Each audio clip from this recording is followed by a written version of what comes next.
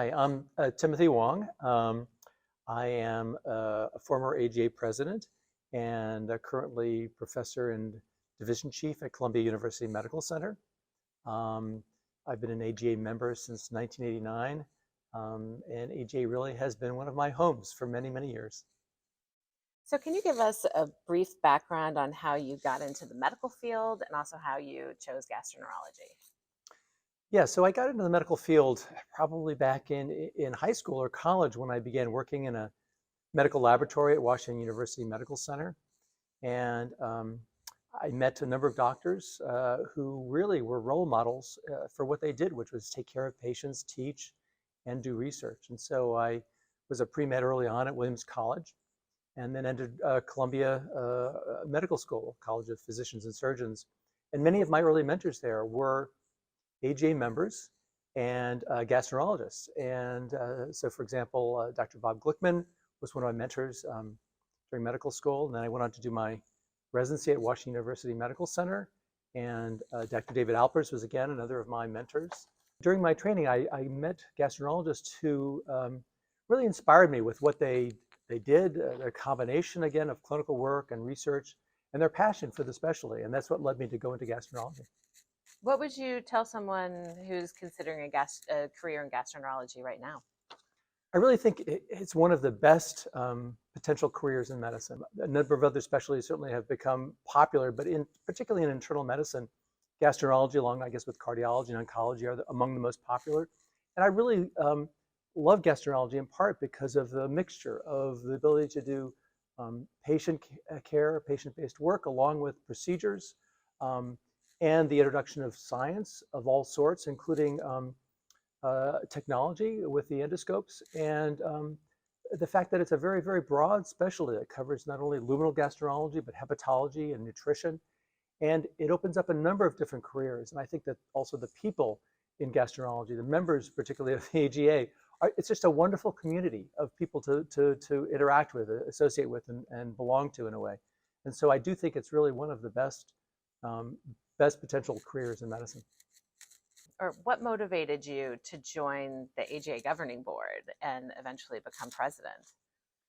Well, I guess let's go back and to my joining the AGA back in 1989 or 1990. You know, I was a very junior trainee and then faculty member, and really all of my mentors, Drs. Kudosablacher and Dr. Dan Podolsky, were very, very active members, and both of them at one point became AGA president. And they really advised me to join the AGA as the best society, really for combining a broader interest in clinical medicine and academics as a society, as a home for the specialty in many ways. And so I joined early on and became involved in a number of committees, and eventually at one point began serving as a chair of a number of those committees. And so it was through those interactions, I think, that I began seeing what the AGA was all about and interacting as well with the AGA governing board, particularly when I became chair of the Future Trends Committee and began trying to predict the future of GI and again interacting with the leadership. I began thinking about where the society as a whole was going and what we really should be doing. But a lot of my friends and colleagues recommended that serving on the governing board was one of the most worthwhile and valuable experiences that they had in their entire career, and really raved about being part of the AGA governing board and being on the inside, seeing what's happening, and also contributing to the mission of the GI organization, the AGA. So for that reason, I began sort of nominating myself for various positions, and I really was so fortunate when it finally came my turn to join as AGA vice president. I was so thrilled when I got that call from Lauren Lane, and so it really was something that I aspired to for several decades during my career. What do you most recollect from being president? It was as a transition. You know, we have a year where you're really the president of the AGA Institute, but then you're still part of it and having an influence. So I think the group of us as a whole did very well in terms of growing the AGA, growing the investment in research and science, increasing the endowment, I guess contracting with Tom Serena to keep him on as a president, the executive vice president.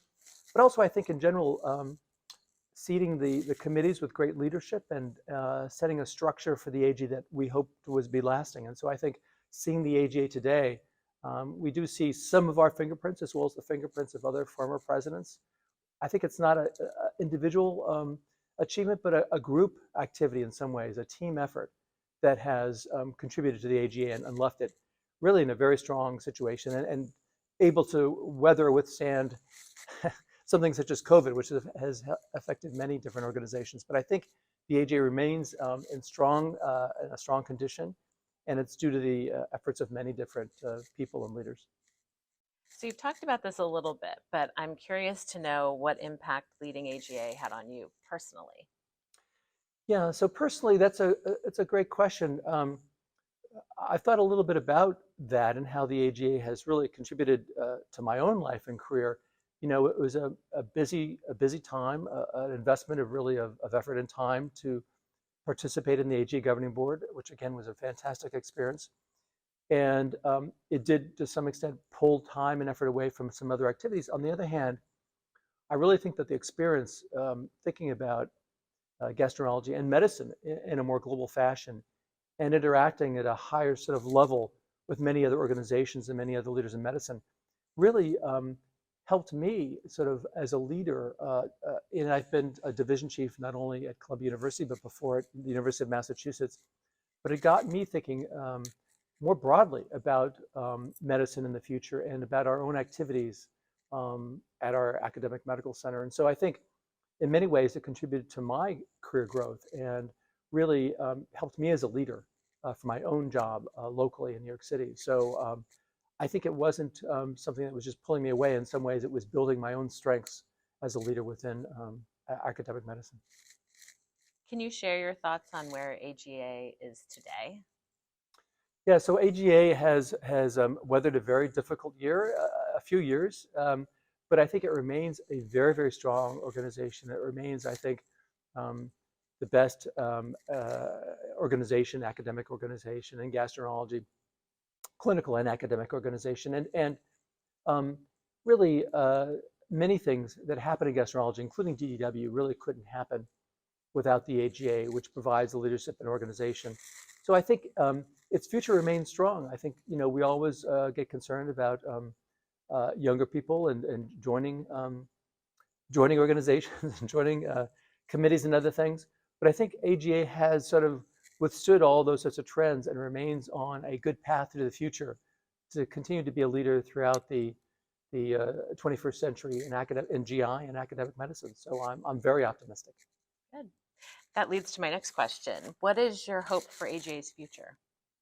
Well, I hope the AGA will continue to expand its multiple missions. That is to be a voice, an advocate, a structure for clinical practice, for teaching and academic and research aspects of gastroenterology, and the organization that sort of brings them all together and provides a really home for gastroenterologists across the United States.